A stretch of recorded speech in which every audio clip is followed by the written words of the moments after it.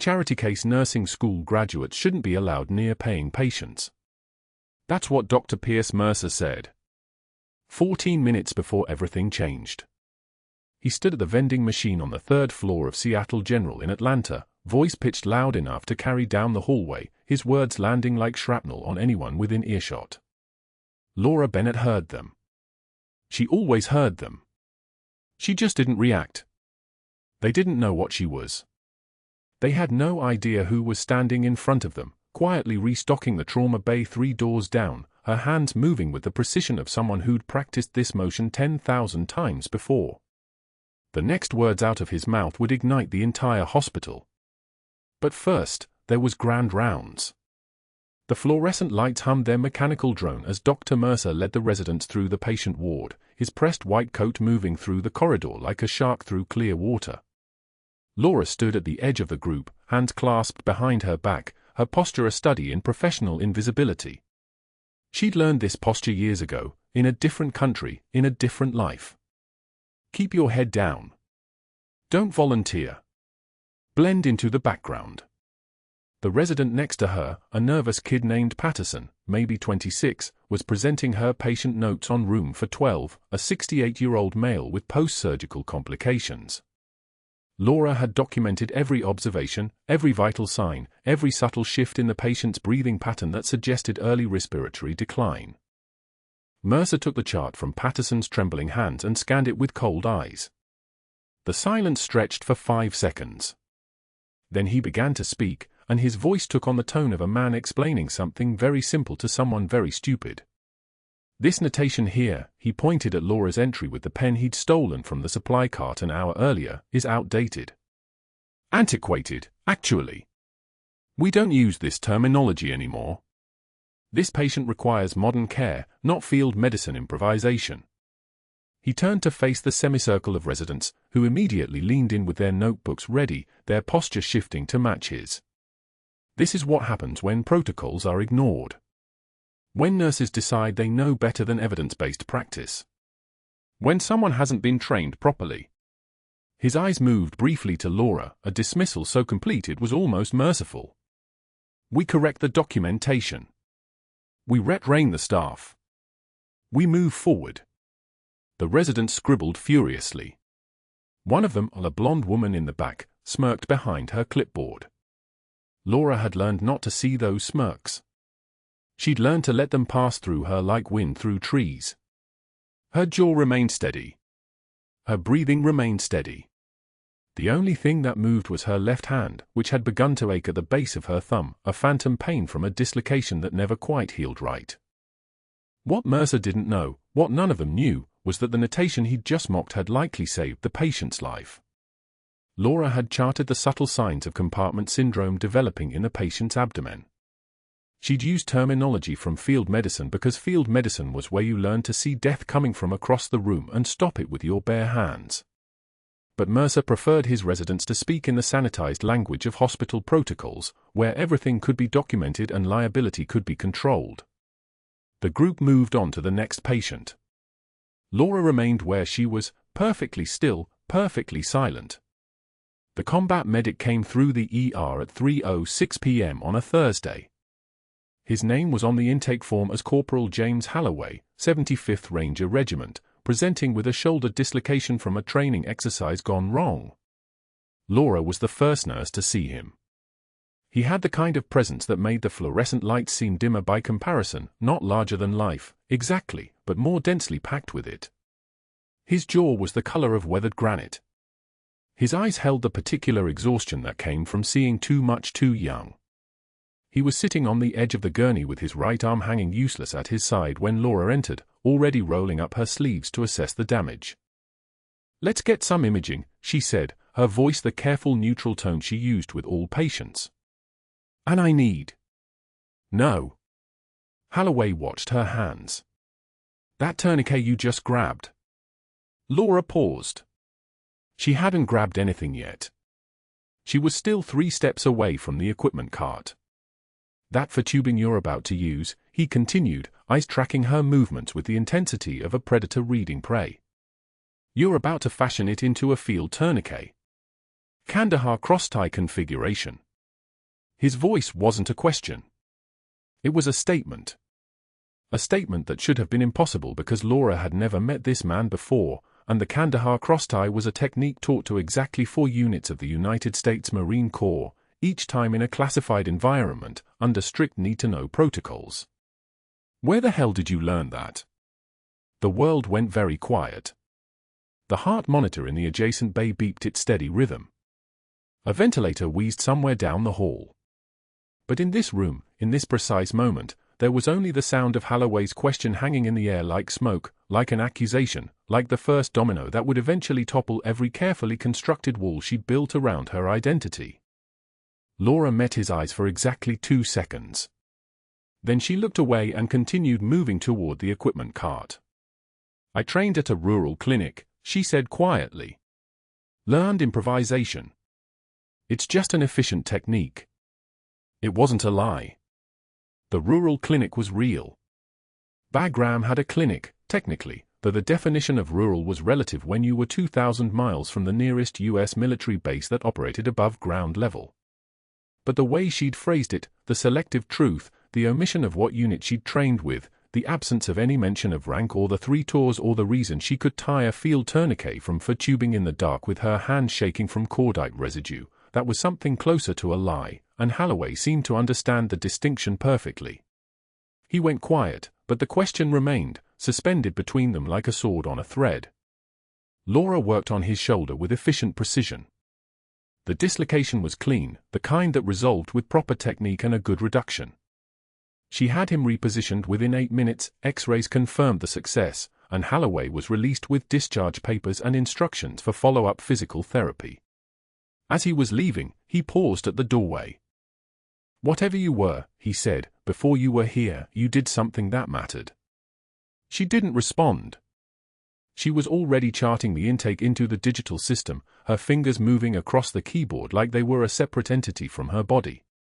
When she looked up, he was gone. The vending machine on the 3rd floor dispensed terrible coffee into a paper cup that Laura hadn't asked for. She'd walked past it during her break, and somehow Mercer had decided this was his moment to perform. The afternoon shift was quiet enough for spectacle. A few nurses lingered near the charting stations.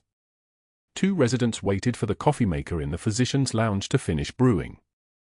The fluorescent lights hummed their endless mechanical song. "Charity case nursing school graduates shouldn't be allowed near paying patients," Mercer announced, loud enough to carry, his voice like a tank idling in a garage, a low rumble that suggested enormous power held just barely in check. He was holding a stack of folders, looking at them with the expression of a man who'd just discovered something deeply disappointing. "The standards of this institution are falling.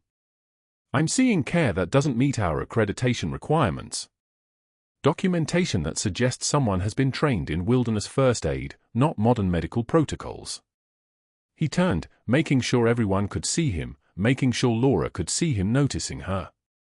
"If I find another chart with terminology from field medicine, if I discover one more instance of improvisation when we have established protocols, I will personally request that security escort whoever is responsible directly out of this building."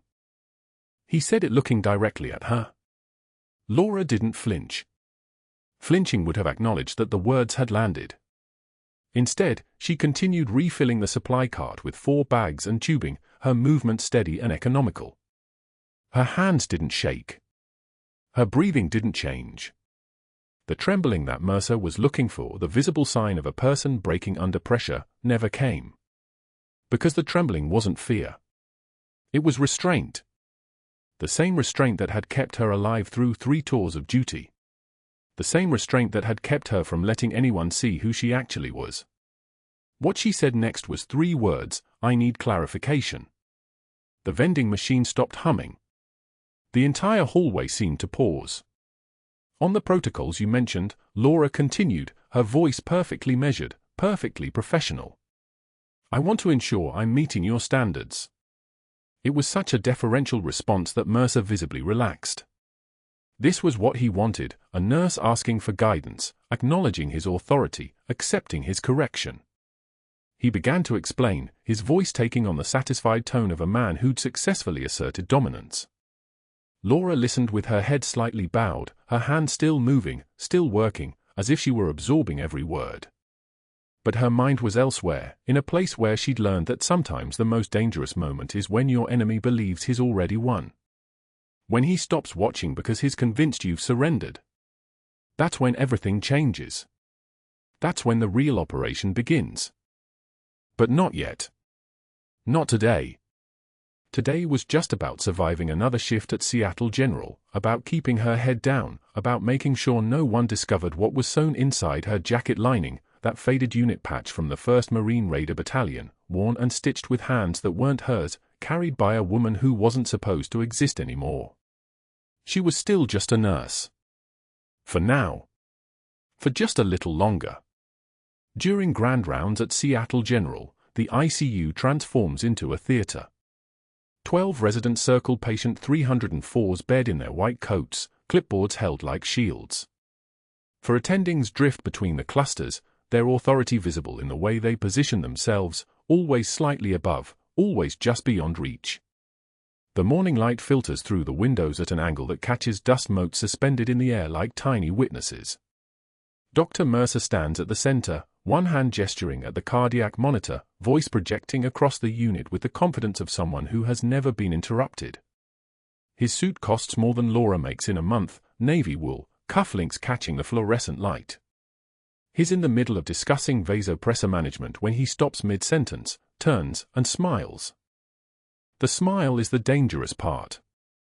Nurse Bennett provides an excellent cautionary example. He announces, voice dropping just enough to require everyone to lean in, to pay attention. His eyes find her at the medication cart, 30 feet away.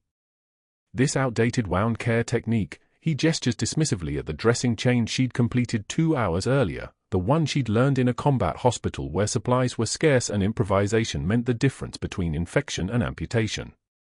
This is what happens when charity case nursing school graduates memorize procedures without understanding modern evidence-based medicine. The residents laugh. Small, nervous sounds, but laughter nonetheless. Laura's hands don't move. She stands with her palms flat against the cart's surface, fingers spread slightly, jaw set so tight the muscles along her temples stand out like cables. Her eyes stay on the medication log. She turns the page. Her left thumb presses hard against her index finger, the only tell, the only visible evidence that his words have landed anywhere at all. One of the residents, a thin blonde woman with expensive frames, smirks behind her clipboard. Another rolls his eyes as if to say, obvious as if everyone in this hospital understands that Laura Bennett is less and more at once, less qualified, less educated, less worthy, and somehow more of a threat precisely because of what she knows but doesn't say. Dr. Mercer continues his rounds. He forgets about her immediately. But the other residents don't. They watch her chart their findings into the system, watch her adjust and fall rate without being asked, watch her anticipate a patient's need 3 seconds before the attending notices anything is wrong. They catalog these things silently, file them away beneath the narrative their attending has just provided, the story where she is small, where she is managed, where she is nothing to worry about. The vending machine on the 3rd floor hums its mechanical lullaby at 2:38 in the afternoon. Laura needs coffee the way a soldier needs water after a forced march, not a luxury, a requirement. The hallway is quiet enough to hear the fluorescent ballasts buzzing overhead, a sound that has started to make her teeth ache after 3 hours without a break. She inserts her dollar bills. The machine hums again, considering. Dr. Mercer's voice carries around the corner before his body does. He's speaking to 2 attendings from the surgical wing, both of them laughing at something he's said. They see Laura at the vending machine and their laughter catches like a skipped record. Mercer doesn't pause. He stage whispers, not quietly at all, but with the theatrical exaggeration of someone performing for an audience of one. I wonder if bottom-tier Betty here realizes that our paying patients expect competent care. Not whatever discount education she scraped together. The attendings laugh again. More nervous than before. One of them is Dr. Sarah Chen, who Laura has never had words with, who nods at her in the hallway. Even Dr. Chen laughs, and the sound tastes like betrayal. Laura's hand retrieves the coffee. It doesn't shake.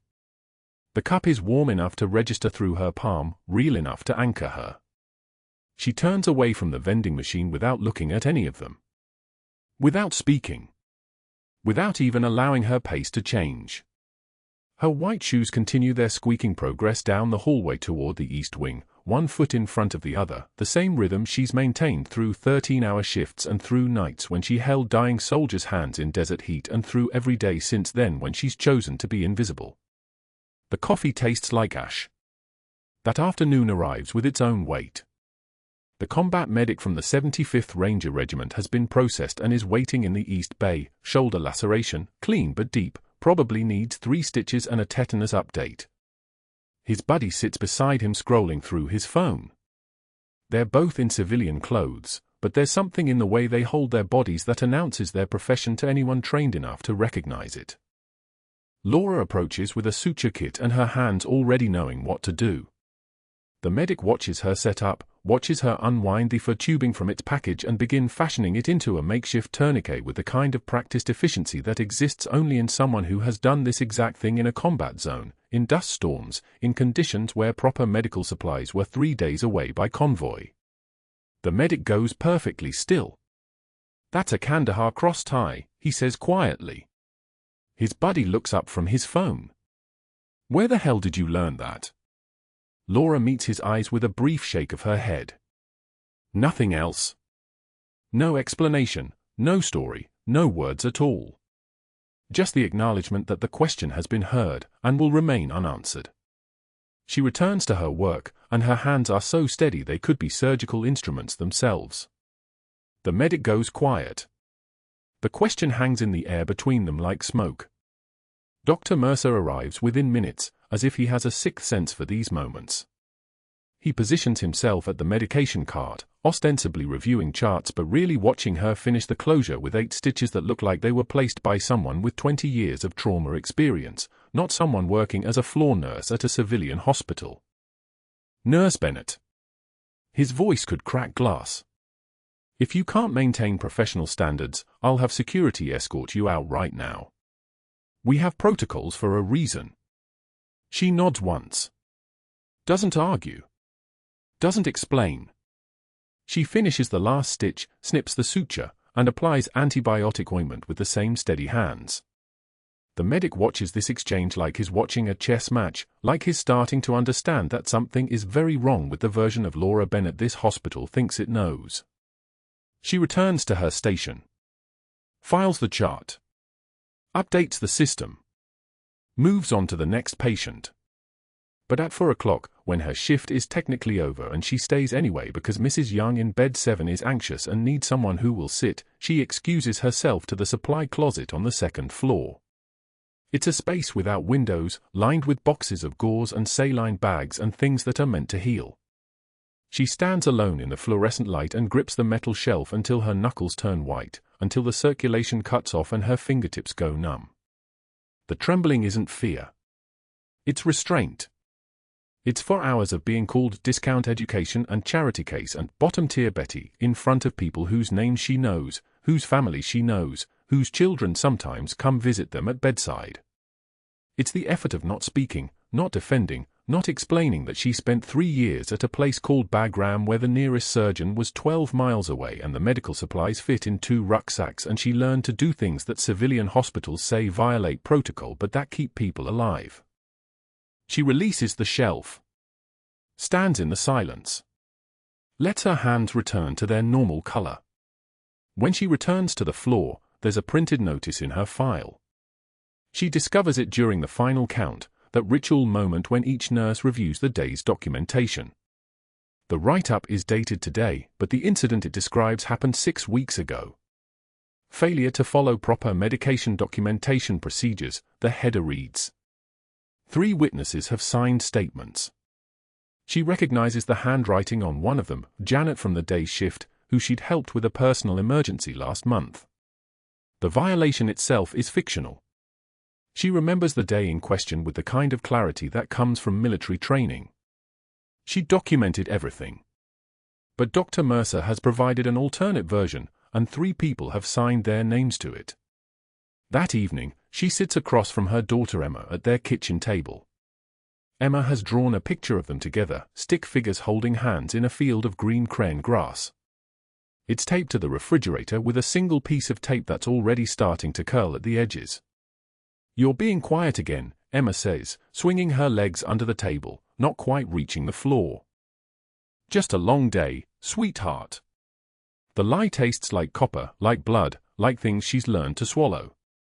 She tucks Emma into bed and sits in the hallway outside her daughter's room, listening to the sound of her breathing change from alertness to sleep. The house is small, a 3-bedroom rental in a neighborhood where most people don't have security clearances and don't understand why someone like Laura would ever need one. Downstairs, she reviews her employment file. The pattern is becoming clear. Mercer is building documentation. A write-up here, a formal note about independent action there, another mention of failure to follow chain of command. He's not angry yet. Anger is inefficient. He's strategic. He's constructing the narrative that will make her termination inevitable and defensible. She recognizes this approach because she's seen it before, in different contexts, in places where eliminating a threat requires paperwork instead of bullets. At 8:52 p.m., Dr. Mercer makes 3 phone calls. The first is to Harold Jong, a hospital board member who once required Mercer's discretion regarding a malpractice case involving a patient who didn't actually receive the surgery she was billed for. The conversation is brief. A favor is called in. "I need a particular nurse's performance file flagged for review." The second call reaches the small-town clinic in rural Montana where Laura listed her previous employment. The clinic administrator is old enough to remember everyone who's ever worked there. Mercer identifies himself as conducting a reference check. "Can you confirm dates of employment for Laura Bennett?" There's a pause. A very long pause. "We have no record of anyone by that name." Mercer smiles. He thanks the administrator and ends the call. The third call goes to James Whitmore, a private investigator who has done work for the hospital before. "I need background verification on one of our nursing staff. Unusual gaps in employment history. I'm looking for credential verification problems, any inconsistencies that might indicate falsification." Within minutes, Whitmore is pulling records. His search yields a peculiar nothing. Laura Bennett exists from age 18 onward as a civilian, but the previous records that should be there, high school employment, volunteer positions, the normal paper trail of a human life, simply don't exist. It's as if she was born into adulthood at exactly the moment she acquired a social security number that suddenly became active. What Whitmore doesn't know, what no civilian database could possibly contain, is that those 3 years exist in a classified file at the Pentagon, under a name that isn't Laura Bennett at all. That the gap in her employment history isn't a gap, it's a redaction. That she was somewhere doing something that required her previous identity to be erased so completely that no civilian investigator could ever find it. But Mercer doesn't need to know that. Mercer just needs to know that the inconsistency exists. The afternoon light filtered through the cardiac suite windows at 2:33 p.m. when Laura restocked the crash cart and noticed the billing code sheet clipped to the forestand. Dr. Mercer had left it there, his handwriting crisp and deliberate in the margins. She wasn't looking for anything. She was counting syringes, 12 epinephrine, 8 atropine, 6 calcium chloride, when the numbers caught her eye. Code 93.10. Major cardiovascular procedure. Documentation for a patient named Henderson who'd been admitted 3 days ago with a simple shoulder dislocation. She set down the medication vial. Her hand stayed perfectly still. Around her, the cardiac suite hummed with its familiar rhythm, ventilators cycling, monitors beeping their steady surveillance, the faint smell of antiseptic mixing with the metallic taste of recirculated air. Laura had worked in this hospital for 8 years. 8 years of memorizing the ER schedule, the OR rosters, the admission logs. She knew every patient who went to surgery. She knew the ones who came out, and the very few who didn't. Henderson hadn't gone to the OR. She'd seen him on the medical surgical floor just yesterday, sitting up, arm in a sling, complaining about the hospital food. She photographed the billing sheet with her phone. Her movements were economical, practiced, the kind of steady that came from training in places where trembling hands got people killed. No one was watching. No one was paying attention to the nurse restocking supplies at 2:35 p.m. on a Tuesday afternoon. That was the advantage of being invisible. People looked past you when they were busy enough, important enough, certain enough that you didn't matter. Over the next 4 days, Laura found 11 more billing codes. Each one documented for a procedure that never happened. A knee replacement for a patient with a sprained ankle.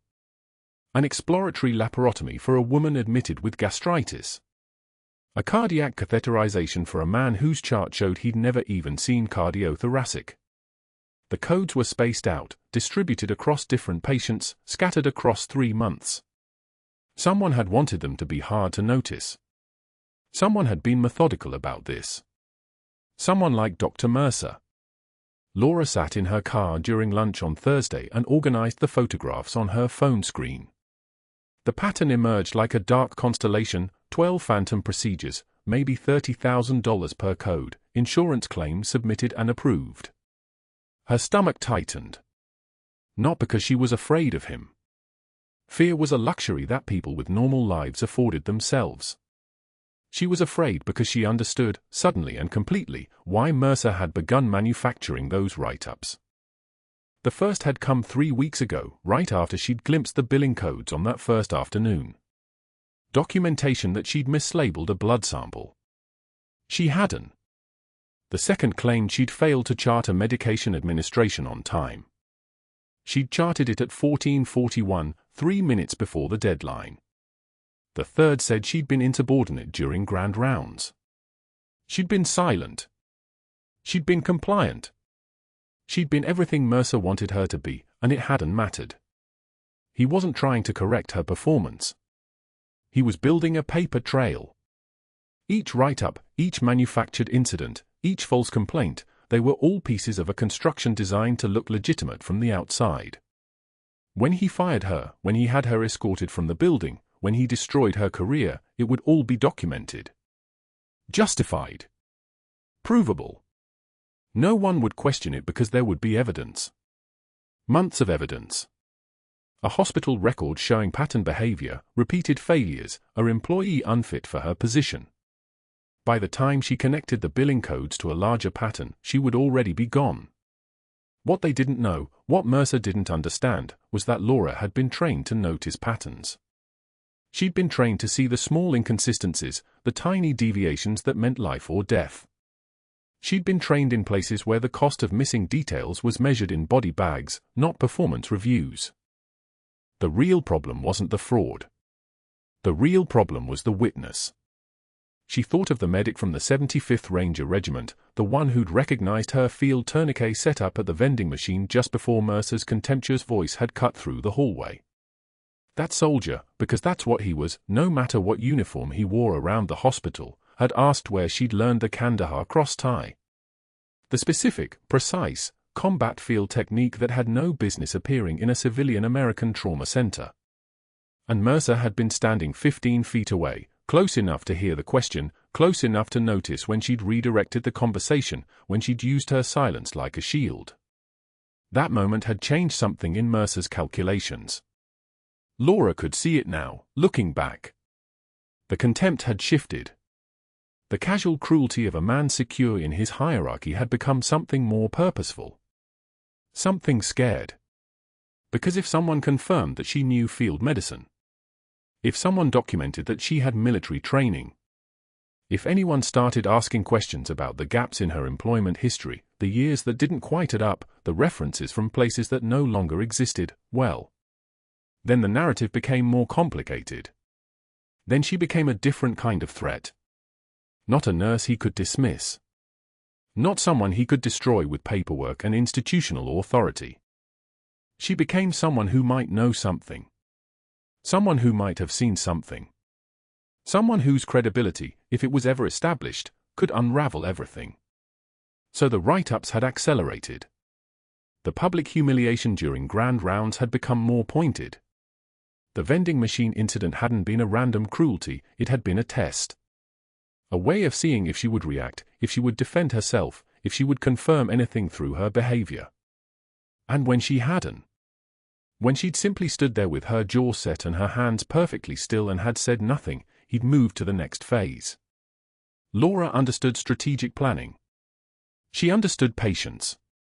She understood the kind of methodical escalation that looked personal but was actually just architecture. Mercer was building something. He was laying bricks, one forged complaint at a time, and he was doing it before anyone could ask uncomfortable questions about where the money was going or how a procedure code got submitted for a patient who never saw an operating room. She thought about calling someone. The hospital administrator. The ethics committee. The insurance company. But she stopped herself. Because the moment she made the accusation, Mercer would move faster. He would have her escorted from the building that same day. She would be the disgruntled employee making wild accusations about her supervisor, the one with a documented pattern of performance problems, the one with years of falsified incidents in her file. Who would they believe? The hospital's senior physician with 15 years of service, or the nurse with an incomplete employment history and no witnesses?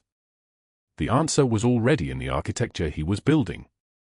So instead, Laura photographed every billing code she could find. She documented the dates. She cross-referenced the surgical logs with the admission records, building her own pattern in a locked folder on her personal laptop, encrypted and hidden. She kept her head down during rounds. She maintained her composure. She was the perfect employee, punctual, attentive, silent, professional, because showing any crack, any evidence of stress or awareness, would trigger whatever final mechanism Mercer had planned. But that wasn't the worst part. The worst part was that she couldn't tell anyone. Not the medic from the 75th Ranger Regiment, who was going to figure it out eventually if he stayed here long enough to put the pieces together. Not her supervisor, who reported directly to Mercer. Not the hospital administration, which Mercer had likely already positioned with his version of events, his narrative about the troubled nurse he'd been trying to help. Not even the police or federal investigators, because the moment she revealed what she knew, she revealed that she existed in a specific place, doing a specific job, under a specific identity. And that identity was supposed to be erased.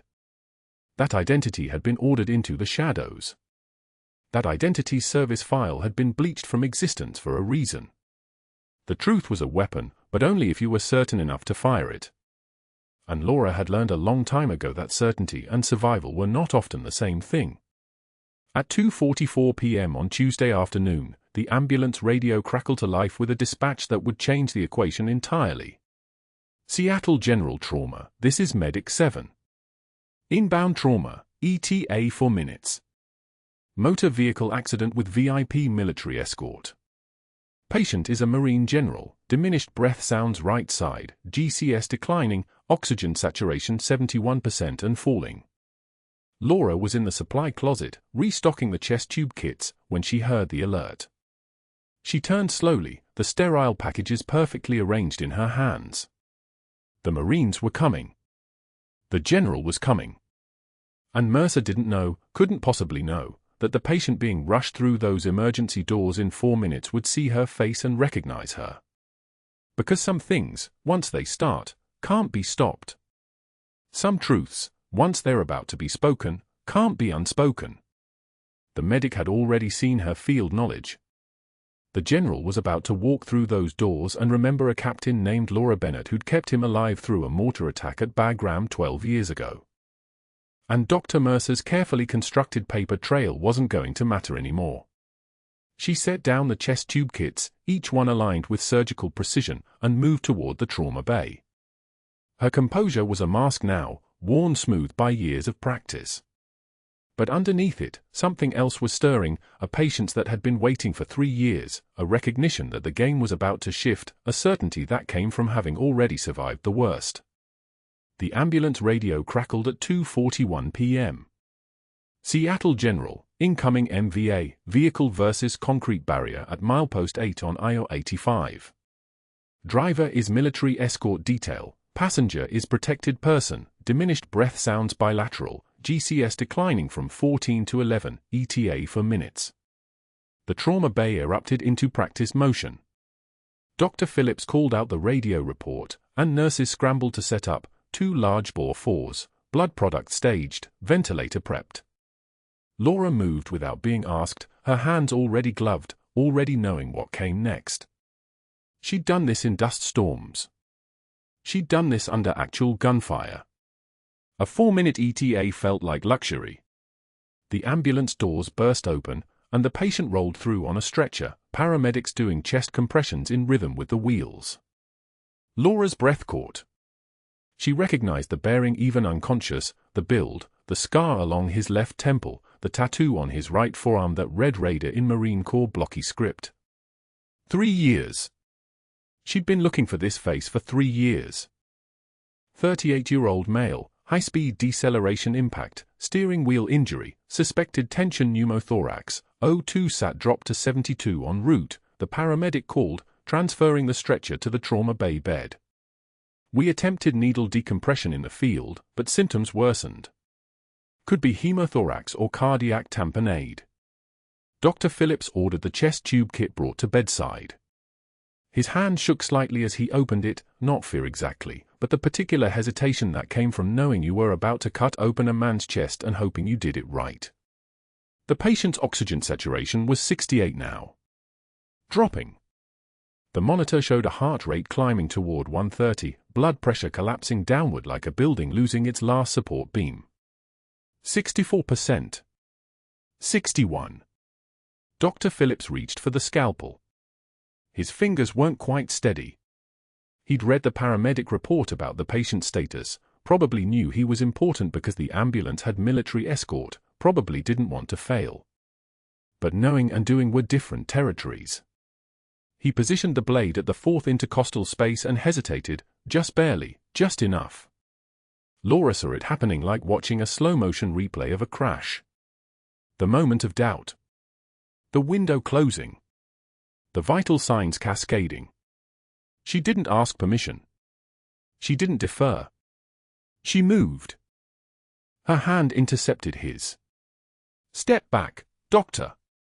It wasn't a request. It was a command, delivered in a voice that didn't belong to a community college nurse. The timid woman who'd stood in grand rounds while Dr. Mercer eviscerated her technique had evaporated. What remained was someone who'd held an American general's bleeding arterial system in her palms while mortars detonated outside a bunker in Bagram. Dr. Phillips actually retreated. Just stepped backward without argument, watching. Laura's fingers found the 2nd intercostal space, not by looking at anatomy charts but by counting ribs with the muscle memory of dust storms and gunfire, of performing this exact procedure in a forward operating base while sand fell like rain and rounds punched through corrugated metal walls. Her fingers remembered. Her body remembered. She'd done this under fire for a United States Marine general who'd thanked her with a salute and then ordered her into the shadows where official records went to die. The 14-gauge angiocath needle was in her hand. She positioned it perpendicular to the chest wall, took a breath that had nothing to do with anxiety, and drove it home in one smooth motion. The needle slid between the ribs like finding a keyhole in the dark. The hiss. That specific, unmistakable hiss of pressurized air escaping the pleural space, the sound of lungs remembering how to expand, of a system suddenly balanced again. The monitor's numbers began their climb. 64%. 71. 83. 91. The general's chest expanded properly for the first time in 8 minutes, drawing breath on his own, oxygen saturation stabilizing as if the crisis had never happened. The entire trauma bay exhaled. But that wasn't the worst part. Not yet. Dr. Mercer stood in the doorway, watching. His face had been pale before, the particular whiteness that comes with witnessing the unraveling of institutional certainty. Now it cycled through red, the flush of rage traveling up from his collar, along his jaw, suffusing his temples until he looked like a man whose blood pressure was spiking toward dangerous territory. His voice, when he spoke, dropped to a whisper that cut through the trauma bay cleaner than any scalpel. You just ended your career.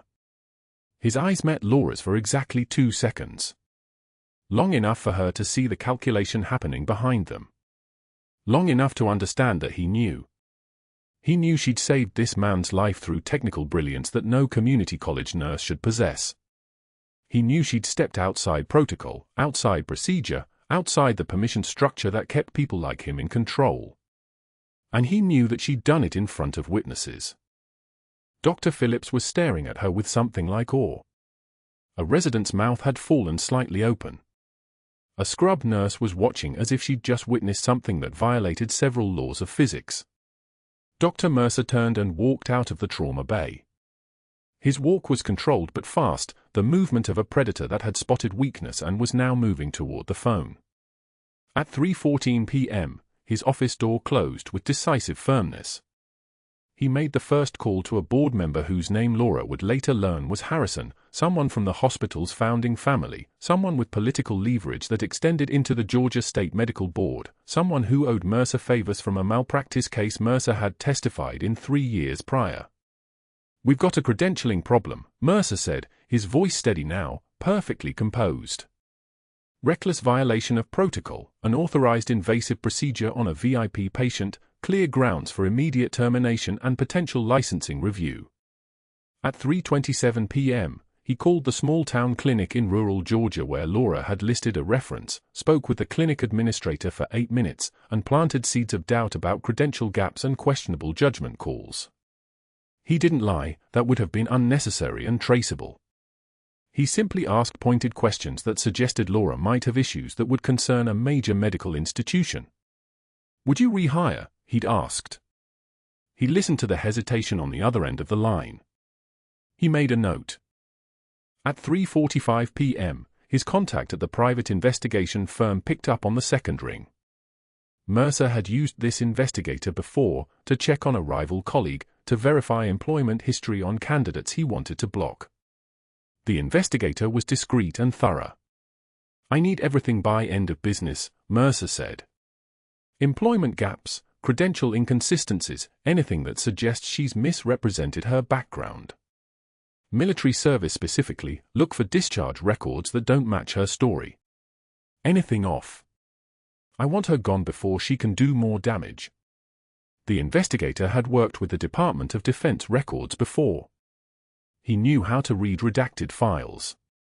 He knew which names in government databases had restricted access. He would find nothing, of course, because there was nothing to find, only the careful absence of everything, only the perfectly orchestrated void that surrounded someone who had been officially erased. But searching would take time. And during that time, Mercer would be building his paper trail. At 4:17 p.m., 2 security guards appeared at the nurse's station where Laura was finishing her shift notes, having spent the last hour monitoring the general's vitals and ensuring his sedation held stable. One guard carried an envelope. The other positioned himself at a respectful distance, the posture of someone who'd been trained to do this and didn't enjoy it. "Ms. Bennett? We need you to come with us." Laura set down her pen. She didn't ask why. She already knew why. She'd watched Mercer's face in that trauma bay. She understood his playbook because she'd anticipated it. 3 years of standing in this hospital, watching him work, understanding his leverage and his methods, it all made sense now. He was moving to eliminate her before she could move against him.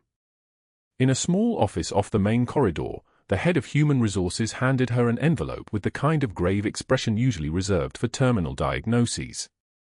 "Suspension notice," the HR director said quietly. "Pending investigation into unauthorized invasive procedures and credential verification. You're to surrender your badge and leave the facility immediately. Legal counsel will be in touch within 48 hours." Laura read the notice once. She set it on the desk. Her hands didn't shake. She removed her badge, the laminated rectangle with her photo and her name and the title that meant nothing compared to the rank she'd carried in Kandahar, and set it carefully on the polished wood surface. The small metal pin that held the badge to her scrubs made a soft clicking sound against the desk. "I understand," she said. The drive home passed in silence, broken only by engine sounds and the rain that had begun falling on Atlanta in soft sheets, washing the afternoon into evening. Laura's scrubs were still damp with sweat from the trauma bay. She didn't change. She didn't shower. She drove straight home and sat at her kitchen table for 2 hours, staring at nothing, her fingers turning the suspension notice over and over like a playing card.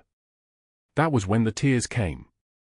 Not because she was defeated, she'd survived far worse than institutional dismissal. But because her 8-year-old daughter, collected from after-school care by Mrs. Chen from next door, found her mother still in scrubs at 6:11 p.m., home early for the first time since before the school year started, and asked in a small, frightened voice, "Mommy, why are you home early?"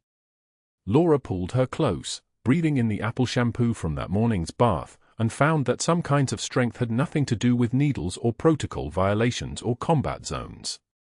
Some kinds of breaking happened only when you held the things you were trying to protect. She couldn't find words. So she held her daughter and let the silence do what words could not. The next morning, the hospital remained in motion whether or not Laura Bennett was there to move with it. The Marine General's vitals had stabilized through the night. His oxygen saturation held at 94%. His blood pressure was climbing back toward survivable territory. The decompression Laura had performed had bought him the margin between alive and the alternative, and every hour his body grew stronger, every hour the gap widened. At 9:15 a.m., hospital administration, the chief medical officer, Dr. Mercer, the legal counsel, and a nervous PR director, assembled in the general's ICU room to rehearse their apologies for the disturbed former employee who violated protocol, the woman whose recklessness they would need to carefully contextualize to prevent the hospital from facing liability. The general's eyes had been closed, sedated on propofol to manage his injuries, but as Mercer began his explanation that proper disciplinary action has been taken, those eyes opened like a weapon being readied. And tracked directly to Laura's face in the doorway. Security's footsteps echoed through the corridor like a countdown. Laura didn't resist as they walked her toward the staff exit, suspension notice in one hand, her employee badge already deactivated. The fluorescent lights cast everything in that sickly institutional glow, and somewhere behind them, Dr. Mercer was already crafting his narrative, already calling board members, already poisoning the waters before she could even reach her car. She kept her pace steady. Kept her breathing even. The security guard, a man whose name she'd learned 3 months ago when he'd complimented her work ethic, wouldn't meet her eyes now. That was the thing about institutions. They moved fast when they needed to destroy someone. The parking lot was empty. It was 6:53 p.m. on a Thursday, and the rain had started again, hammering the asphalt like applause for a performance nobody wanted to see. Laura sat in her car for 8 minutes before turning the key. 8 minutes of watching the rain slide down the windshield, of listening to her own breathing, of not crying because crying was something the person she'd been 3 days ago might have done. The person she was now simply didn't have that option anymore. The drive home took 23 minutes. She didn't turn on the radio. She didn't take the usual route. She just drove through the rain-soaked streets of Atlanta with her hands perfectly still on the wheel, her jaw set, her mind running through contingencies like a soldier counting ammunition. Mercer had made his move. He'd burned his bridges strategically, carefully, with the precision of someone who'd spent months planning this. He'd created documentation. He'd called people. He'd made it stick. And she'd been following medical protocol while he'd been writing her termination notice. The apartment was cold when she got home. She hadn't turned up the heat that morning, hadn't thought she'd need to, had thought the day would be normal, routine, just another shift where she kept her head down and her hand steady and her mouth shut. She still wore her scrubs. She hadn't stopped to change at the hospital. She'd just walked out with a suspension notice folded against her ribs like a wound that hadn't started bleeding yet. Laura sat at the kitchen table at 7:15 p.m. She didn't turn on the lights. She sat in the gathering darkness with her hands flat on the table, palms down, and she didn't move. Rain hammered the windows. A car passed on the street outside. Somewhere in the building, someone was cooking something that smelled like garlic and desperation. She sat there as the darkness deepened, as the rain intensified, as the minutes accumulated like evidence against her. She sat there for 2 hours and 16 minutes, and she didn't cry, didn't move, didn't let herself think about what came next. That's when Emma found her. "Mommy." Her daughter's voice cut through the darkness like a blade. 8 years old. Home from the neighbors. The neighbor who'd watched her after school because Laura's shifts at Seattle General never quite aligned with the end of the school day. "Why are you home early? Why are you sitting like that?" Laura's hands wanted to tremble. Her throat wanted to close. The part of her that was still a mother wanted to lie, wanted to say everything was fine, wanted to protect this child from the knowledge that sometimes systems crush people with paperwork instead of mercy. But Laura had learned in Bagram that you don't lie to the people who matter most. You tell them the truth, and you do it with your spine straight. "We had a difficult day at the hospital," Laura said quietly. Her voice sounded like something that had been through a fire. "But I need you to know that nothing that happened today changes who I am. Can you understand that?" Emma didn't answer. She just wrapped her arms around Laura's shoulders from behind and held on like she was drowning. That was Thursday night. By Friday morning at 8:13 a.m., hospital administration had assembled in the Marine General's ICU room like pallbearers arriving at a funeral nobody wanted to attend. There were 6 of them, the chief medical officer, the chief nursing officer, the risk management director, and 3 lawyers whose names Laura would never learn. Dr. Mercer stood at the foot of the bed with his hands folded and his face arranged in an expression of profound regret, prepared to explain how he'd been forced to take disciplinary action against a reckless employee who'd violated fundamental safety protocols. The prepared statement was right there in his throat. He could feel it, like a weapon he'd spent months sharpening. He'd call her unstable. He'd cite her lack of credentials for field medicine. He'd position himself as the administrator who'd made the hard call to protect patients. The board members who'd agreed to back him were already seated, already nodding along to the narrative he hadn't even begun. And then the Marine General's eyes opened. They opened like a switch being flipped. Like a weapon being armed. For 72 hours, he'd been sedated, intubated, unconscious, his body healing itself in pharmaceutical silence. But his eyes opened now, and they tracked across the room with the precision of someone who'd spent a career reading terrain, reading threat, reading the spaces between what people said and what they meant. And they found Laura standing in the doorway, still wearing the clothes from yesterday, still wearing the suspension notice like a scarlet letter, still standing with her spine straight because that's what you do when your world has just collapsed. "Phantom," he whispered. The word cut through the room like a blade through silk. Not her name. Not a recognition. A call sign. A code name. A designation that belonged to a classified operation, a buried mission, a soldier whose record had been redacted from existence. Mercer's face went grey. "Get them out," the general said. His voice was rough, oxygen-deprived, but it carried the weight of command. "Everyone out except my aide. And her." "Sir, you're not stable," the chief medical officer began. "I've taken 17 rounds of small arms fire and 2 IEDs. I think I can handle a conversation." He didn't even look at the doctor. "Out. Now." The room entered like a sinkhole had opened in the floor. Mercer tried to linger, tried to maintain his position of authority, but the general's eyes found him and something in that look sent him toward the door without another word. 3 minutes later, the aide entered with a leather folio in his hands, and Laura stood at the foot of the bed while the Marine General's chest heaved beneath the monitors and the 4 lines and the weight of 8 years of redacted history. "Read it," the general said to his aide. The aide opened the folio. His voice came out clear, official, carrying the weight of Pentagon documentation, citation for Navy Cross. Captain Laura Bennett, 1st Marine Raider Battalion, performed emergency surgical intervention on a critically wounded commanding officer during Operation Midnight Extraction, Bagram Airfield, supporting elements under direct mortar fire. Captain Bennett conducted 11 field surgeries in a 72-hour period, treated 43 casualties with 0 combat losses, and refused medical evacuation despite sustaining 2 shrapnel wounds to the left shoulder and sustained blood loss of approximately 2 liters. Her actions directly resulted in the preservation of life that would otherwise have been lost. 11 surgeries. 43 lives. 72 hours. The numbers hung in the air like smoke. Laura's hands didn't shake. Her face didn't change. But something in her posture shifted, some weight that she'd been carrying for 8 years settling down like a weapon being finally set to rest.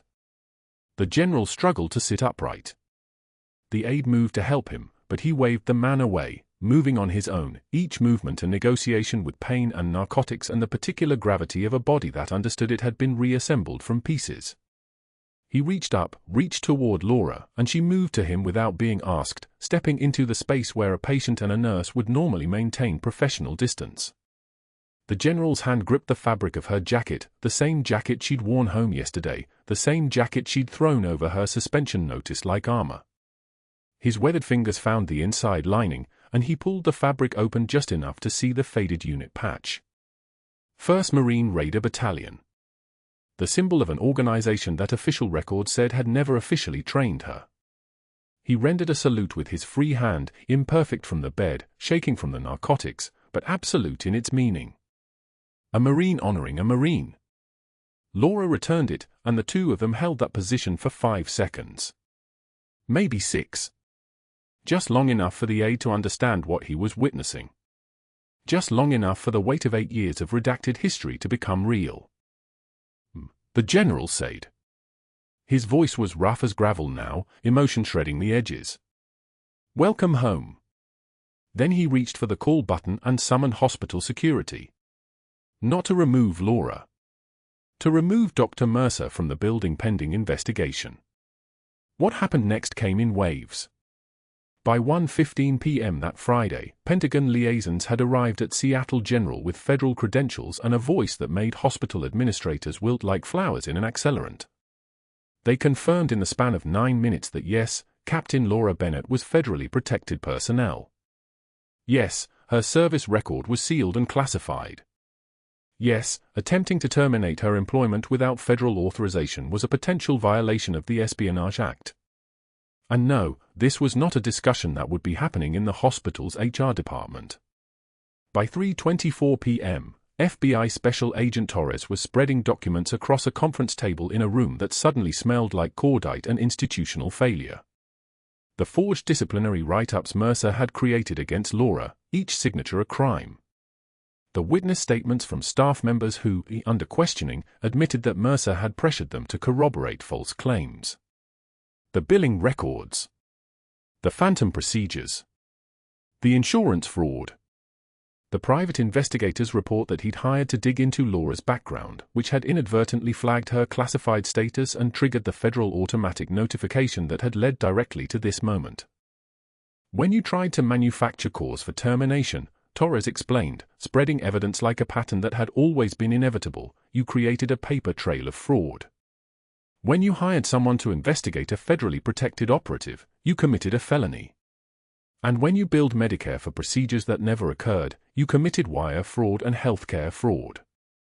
Mercer's attorney arrived at 4:23 p.m. He was a competent man with a competent suit and absolutely nothing competent to say when confronted with the cumulative weight of federal documentation. The board members Mercer had called in favors from, the ones who'd agreed to back his narrative, were already cooperating with investigators in exchange for immunity agreements. The hospital's legal team was already drafting termination paperwork that used language so carefully crafted it bordered on literary. By 6:15 p.m., Mercer's medical license was suspended pending investigation. By 7:42 p.m. Friday evening, federal marshals arrived at his home with an arrest warrant. The perp walk happened at 9:15 a.m. Saturday morning. News cameras caught it all, Dr. David Mercer in handcuffs, his face a mask of the kind of disbelief that comes from being absolutely certain you'd outsmarted everyone right up until the moment you hadn't. His attorney negotiated a plea agreement over the weekend. Guilty to healthcare fraud. Guilty to obstruction of justice. Guilty to falsifying medical records.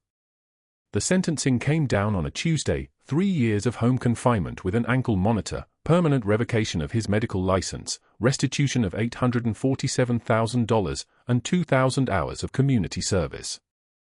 The community service was restricted. The only medical work approved, teaching CPR fundamentals at a community college for minimum wage, under federal supervision, wearing an ankle monitor where students could see the blinking light every time he shifted his position. 6 months later, Laura stood in dress blues at a Pentagon ceremony, the uniform fitting her like a second skin that had only been waiting for her to reclaim it. The Marine general, now promoted to general rank, his full recovery celebrated in a ceremony that contained more medals than words, stood with his aide beside a lectern that carried the weight of official record. Her daughter sat in the front row wearing a white dress, her small hands folded in her lap, her eyes wide with understanding that finally made sense of everything. The general pinned the Navy Cross to Laura's chest first. She felt it settle against her ribs, felt the weight of 8 years of silence, of service, of the kind of heroism that nobody knew about because the world wasn't allowed to know about it. Then came the Purple Heart. Once. Then again. Then the Bronze Star with Valor device. Each medal another piece of her history being returned to her. Each one a wound she'd taken, a consequence she'd accepted, a choice she'd made in the dark. The photographer's flash went off in synchronized bursts, and Laura's daughter gripped the armrest until her small knuckles turned white, the gesture so perfectly echoing something she'd never seen but had inherited anyway. The general saluted. Laura returned it. 2 warriors acknowledging a debt that transcended rank, transcended protocol, transcended the machinery of institutions that tried to erase people by simply refusing to acknowledge they'd ever existed.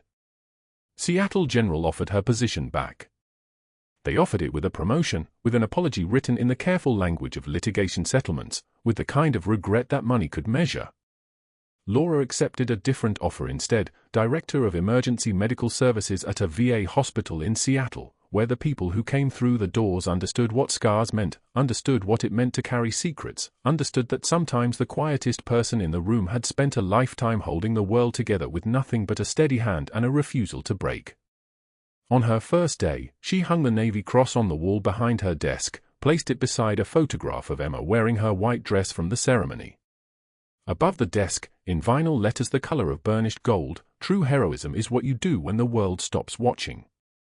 Down in Atlanta, at a community college in a building that smelled like linoleum and fluorescent hum, Dr. Mercer taught a room full of bored students how to position their hands on a CPR mannequin. The ankle monitor's battery light blinked red beneath his slacks every 7 seconds. When a student asked if he'd ever worked in a real hospital, if he'd ever actually saved lives, he changed the subject and moved on to the next compression technique, and nobody followed up because they could all see the light blinking beneath his pants leg and understand exactly what it meant. Laura Bennett, Captain Bennett, never heard his name spoken again. She didn't need to. She was too busy doing what she'd always done, saving lives, teaching others to save lives, and existing in the kind of quiet that only comes from having survived the worst and choosing, every single day, to become better. If you've ever been underestimated by someone who didn't know your true value, if you've ever kept a secret that could have changed everything, if you've ever stood silently while someone else tried to erase you, please, like and subscribe for more stories of the people who refuse to be invisible. Comment below, would you have told the truth, or would you have walked away? And if you know someone whose courage has gone unrecognized, share their story. Real heroes don't wear capes. They wear scrubs. They wear uniforms that nobody sees. They wear their stories on the inside where the world can't take them away.